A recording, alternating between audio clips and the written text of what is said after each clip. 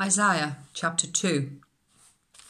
This is what Isaiah, son of Amos, saw concerning Judah and Jerusalem. In the last days, the mountain of the Lord's temple will be established as the highest of the mountains. It will be exalted above the hills, and all nations will stream to it. Many peoples will come and say, "Come, let us go up to the mountain of the Lord, to the house of the God of Jacob. He will teach us his ways, so that we may walk in his paths. The law will go out from Zion, the word of the Lord from Jerusalem. He will judge between the nations and will settle disputes for many peoples. They will beat their swords into plowshares and their spears into pruning hooks. Nation will not take up sword against nation, nor will they train for war any more. Come, house of Jacob, let us walk in the light of the Lord.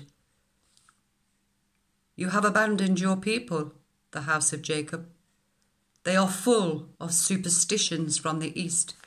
They practice divinations like the Philistines and clasp hands with pagans.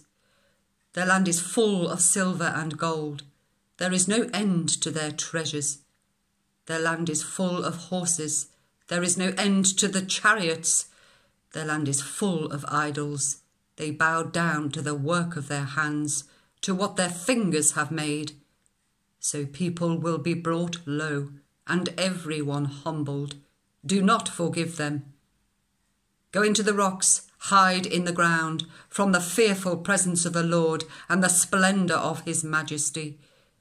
The eyes of the arrogant will be humbled, and pride, human pride, brought low. The Lord alone will be exalted in that day. The Lord Almighty has a day in store for all the proud and lofty, for all that is exalted, and they will be humbled, for all the cedars of Lebanon, tall and lofty, and all the oaks of Bashan, for all the towering mountains and all the high hills, for every lofty tower and every fortified wall, for every trading ship and every stately vessel.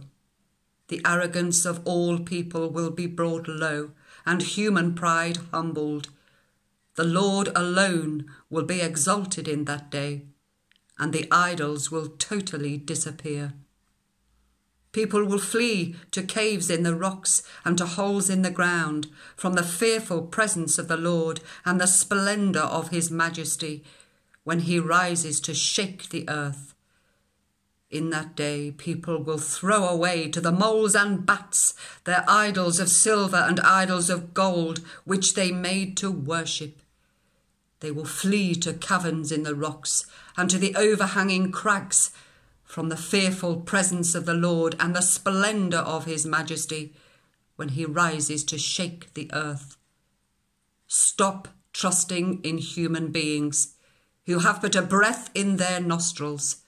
Why hold them in esteem?